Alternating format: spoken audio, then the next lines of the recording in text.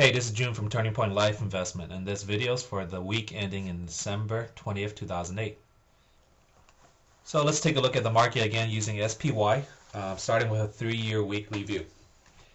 So really, a whole lot of nothing happened this week. You can tell from this candlestick how it's a very small dark body, or I wouldn't even say dark body, but just a really small, almost doji-like candlestick. Volume is definitely lower than average. Stochastic and MACD not really telling us a whole lot that it hasn't told us already from last week. You can see how as prices move sideways that these 20-week moving average is catching up to it. Okay, so it's not as stretched out as it was before down here. Okay, so in some sense the market is kind of alleviating itself of any kind of overstretch, oversold, any extreme condition. Basically it's going into a contraction phase. Right here it expanded, and right now it's kind of contracting, kind of shrinking, and basically setting up for a next possible expansion wherever it might go, possibly up or down.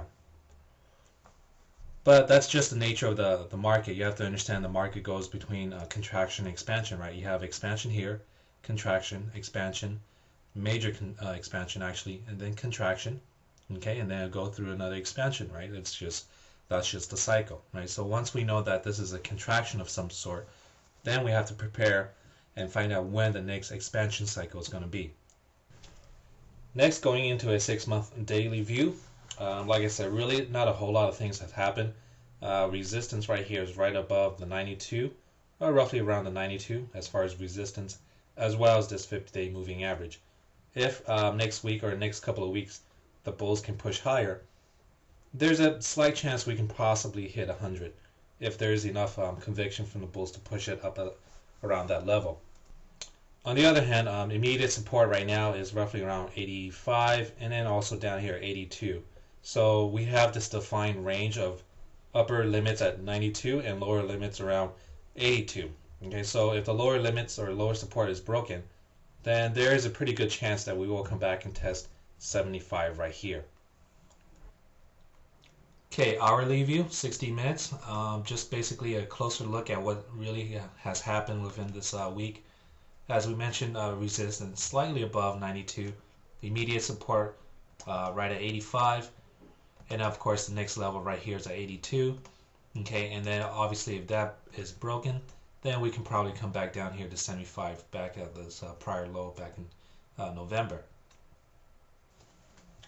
So next, going into the VIX. Now there's a slight difference between as far as movement between the VIX and the market. You notice the market went sideways, but yet the VIX dropped. Okay, so there's a change in sentiment, meaning that normally when the VIX drops, you would see the market rise. But since the market didn't rise, then that tells us that maybe people aren't buying as many puts, or maybe there's more calls being bought on the S&P than previously.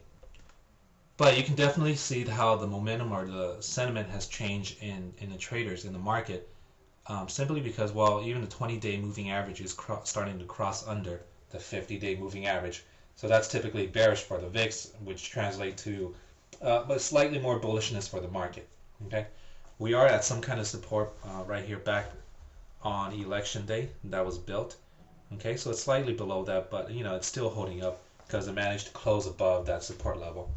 We are slightly a little bit oversold, okay, because we did basically drop all 4 days in the market this week in the VIX. So there is a pretty good chance we might get a little bit of bounce, probably back up towards where the moving averages is, or around here, around the mid 50 level for the VIX, which translate to a possible market decline these next coming days in the market. So, but all in all, not really a whole lot of direction that we can tell from the VIX either. So that pretty much concludes this video. I mean, there's really not a whole lot that has happened within this week or even last week, and most likely since these next 2 weeks are going to be shortened, there's probably not going to be a whole lot of activity in the market either. Okay, so if there's nothing happening, then we shouldn't try to force something to happen. Right, the market's saying it's going to go sideways, and let it go sideways. But I probably won't do another video until the new year, okay? Because, well, like I said, these 2 weeks are going to be shortened, and volume is going to be low, and activity is probably going to be low as well. So there's really no point in looking at the market all that much either. But I do wish you guys happy holidays and a happy new year. I hope you had a wonderful 2008 despite what happened in the market. And hopefully 2009 is much brighter for you guys as well.